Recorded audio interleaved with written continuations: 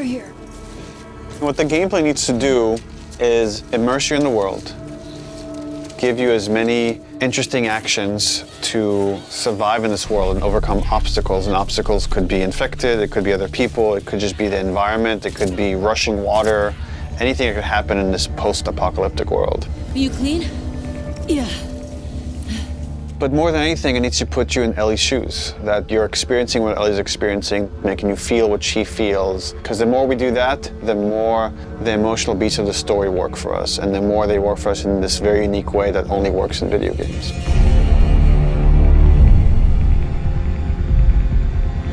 The gameplay philosophy of The Last of Us Part 2 is putting you in the shoes of Ellie and everything that that means. It means giving you a threat constantly, as this world has.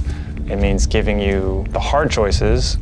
Because this game takes place in such a hostile universe and our characters are pushed to do really difficult things, we want to put you in alignment with those choices. We want you to understand how hard certain decisions were for these characters, because they're hard for you.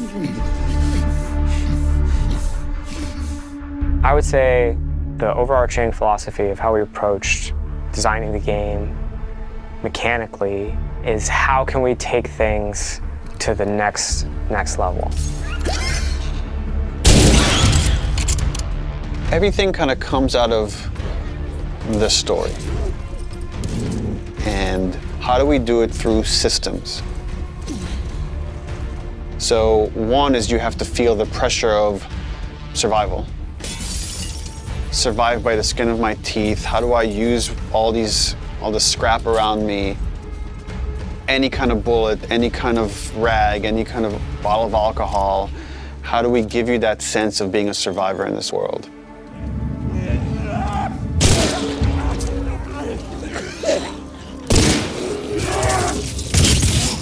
Ellie is very small compared to Joel and more nimble. How do we make you feel like you're not the strongest person in the room, but you still should be able to rise to the challenge and survive, you know, a fight with a bunch of people that are all bigger than you? So therefore it meant creating a character and systems and mechanics that allow you to be much more nimble. And that's where we added a jump button.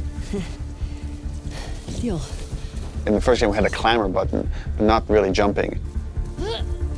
And here, Ellie can jump. The combat scenarios are much more vertical, where Ellie can use elevation to her advantage. Prone is a huge, huge one.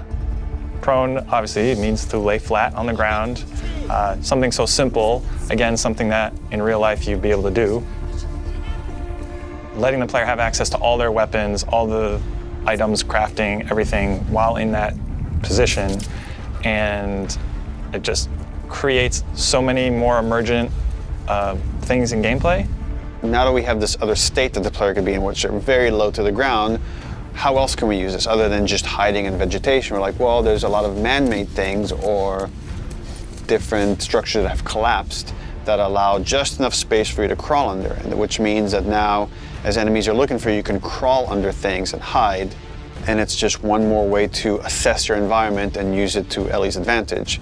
Now, because you can hide under things, we made them smarter and gave them the ability to look under things. So while you might hide somewhere and be safe for a while, eventually they're going to start looking under stuff, and if you're hiding under a truck and they spot you, they're going to yank you out and then try to kill you.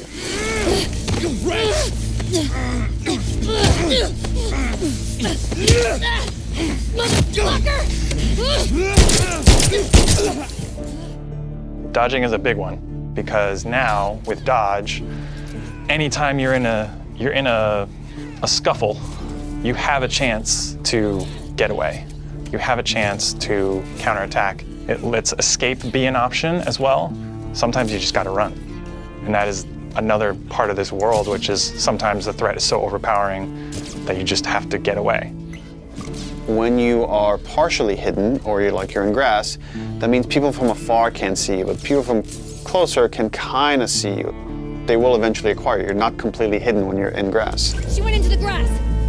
Watch yourself. And it makes you as a player become much more aware of your surroundings. Jump, prone, dodge, all these things feed into both exploration and combat because it lets us expand the space. The size of spaces can be bigger, the intricacy of spaces can be more complex, and it still works exactly as you would expect. So when it came to our level design, we really wanted to challenge ourselves to make a world that really felt like a real space as much as we possibly could and didn't feel like a series of combat encounters and exploration spaces and then combat encounters that felt like a Hall of Horrors or something, but something that really felt like a space that you could explore that seemed like a legitimate urban environment. And that pushed us to make our level design even more open than it was in the first game, which for us at the time was pretty open. In this game, we've gone so far in making the level design open that there are actually entire story moments, entire combat encounters, like full scripted sequences that you may completely miss. And there are things that we feel like, even though a portion of our player base may never see these things, the fact that when you do encounter them, you feel like you discovered them, it lends them this charm and this magic that I think is unique to games, that, you know, this happened to me because of what I did and what the place I explored to. Crafting is very much about a payoff to exploration, meaning that when you enter new spaces, you want to look around for supplies. You want to open drawers and cabinets and look for different things that will allow you to craft either items that can help you heal, items that can help you attack multiple enemies at once, such as the Molotov or the landmine that Ellie can craft. Items that can help augment your weapons, like the silencer for her pistol, or craft new kinds of ammo. It also gives us tons of interesting gameplay choices and overlaps that you can do at any moment and on the fly. We try to be a game that wants you to make a lot of different decisions in combat as possible. And the way that we've expanded the recipe roster and all of the recipes and how they interact with each other is carefully chosen for the different ingredients and making sure that you always have these interesting decisions to make. We put a much stronger emphasis on the importance of the choices you make in the long term for your character. It'll be useful. Through the weapon upgrade system, through the player upgrade system, there aren't enough resources in a single playthrough to fully upgrade your character. The choices that you make, you're going to have to live with, and we wanted to make sure that all of the choices that you made had a really noticeable and tangible effect on the way that you play.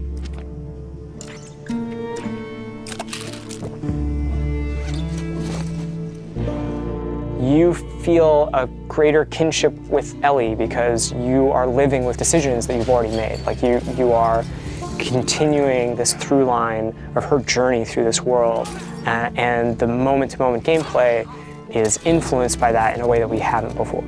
The realization that your choices have these long-term consequences is very much like the nature of the narrative of the game.